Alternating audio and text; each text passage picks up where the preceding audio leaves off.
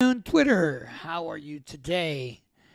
I'm here in the office at home and wanted to take this opportunity to sit down here and kind of talk a little bit. Have been meaning to get back online for a while, and one thing leads to another, and I've just been kind of busy, really, to be honest with you.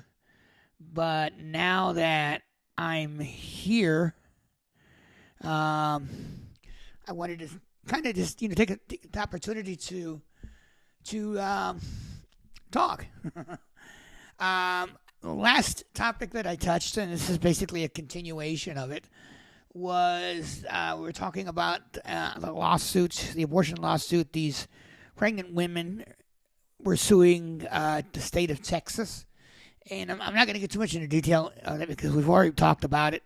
Suffice it to say, the last live stream I did, I had to cut off inadvertently. I had unexpected company arrive, and it forced me to break away from the live stream, and I apologize for that. But my intention here is to talk a little bit about the same topic, but I want to add something to it that has occurred recently, and I think may or may not have some bearing on this particular issue or this particular lawsuit.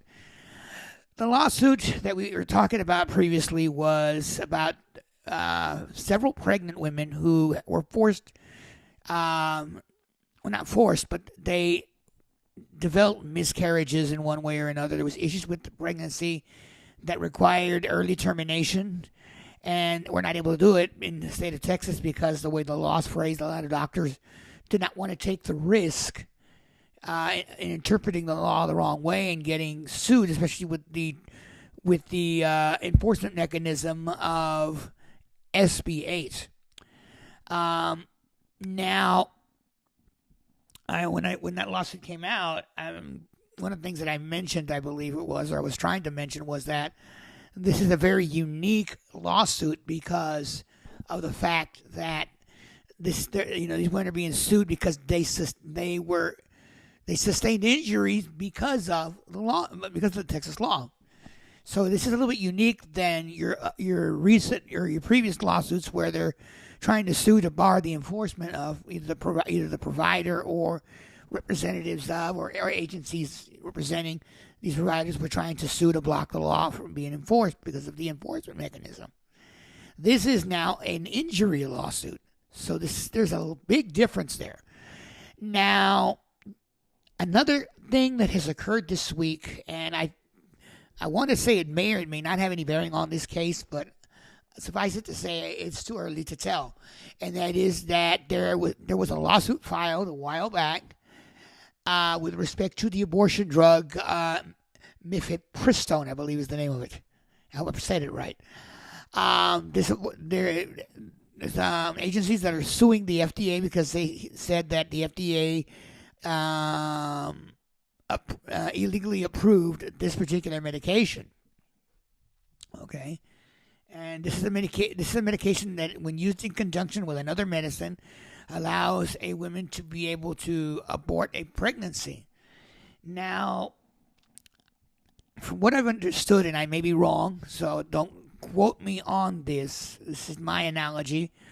There may be some inaccuracy, and by all means, if there is, I feel free to comment on this live Twitter and let me know. I mean, I'm open to corrections. That's not a problem. But from what I understand, these medicines, the primary use was to treat miscarriages, in the sense where if a pregnancy or a mother who was pregnant, the pregnancy had issues or something like that, that they were able to, because there were pregnancies where it would endanger the life of the mother to be able to carry that pregnancy to term because of the fact that the fetus or the embryo would not survive, would not survive to come to term. So this was a treatment that was used to basically treat a failed pregnancy by basically provoking a type of abortion to eliminate the unviable fetus or embryo.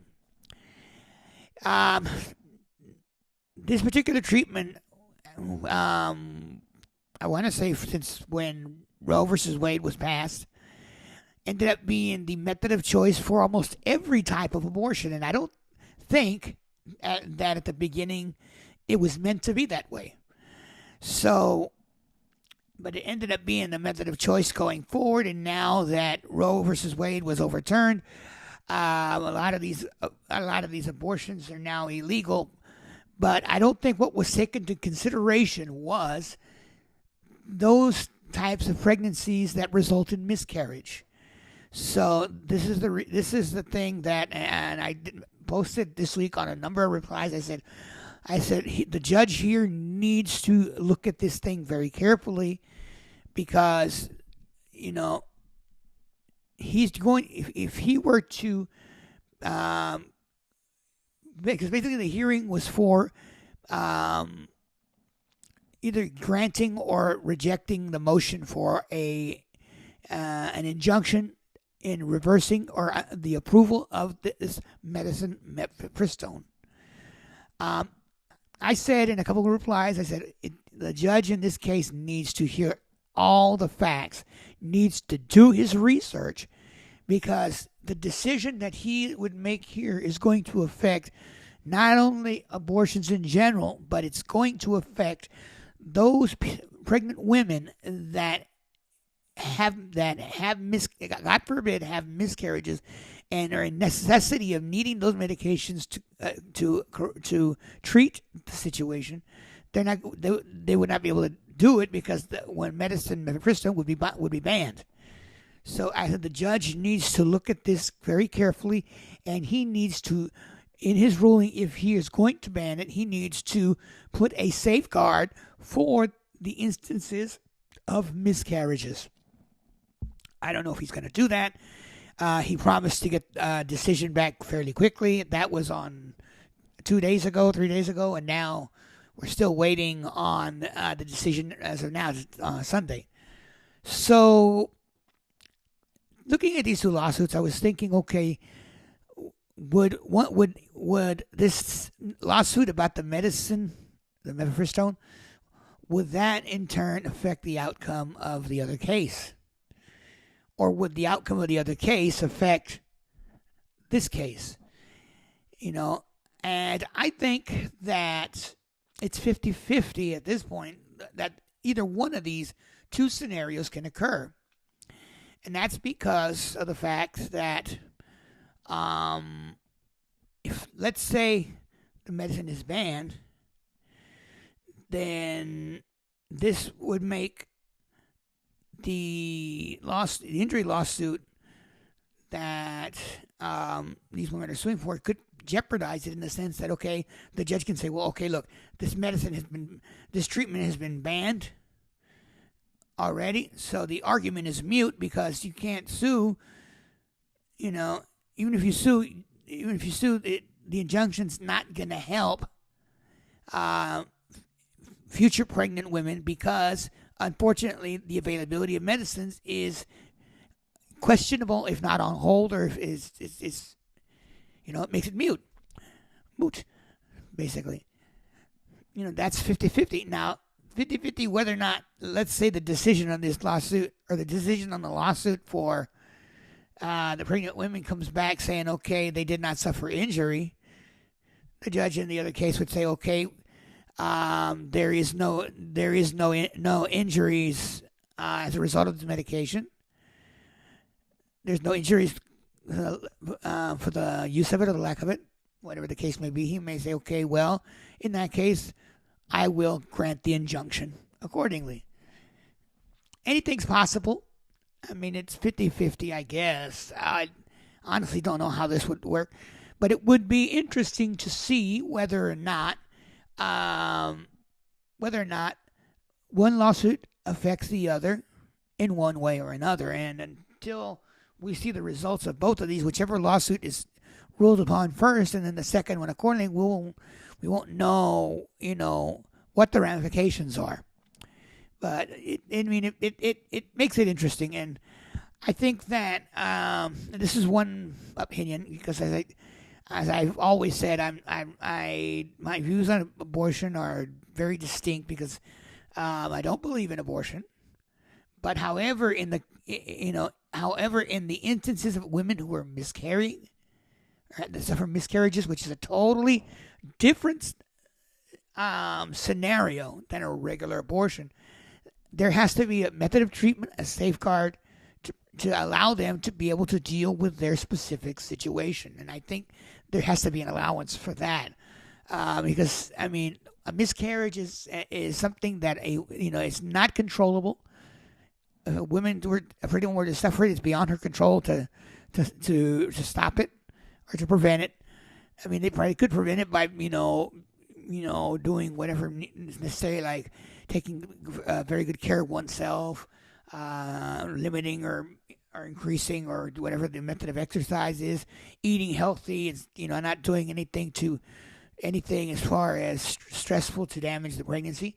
Those things might help to prevent a miscarriage, but that's not always the case. So,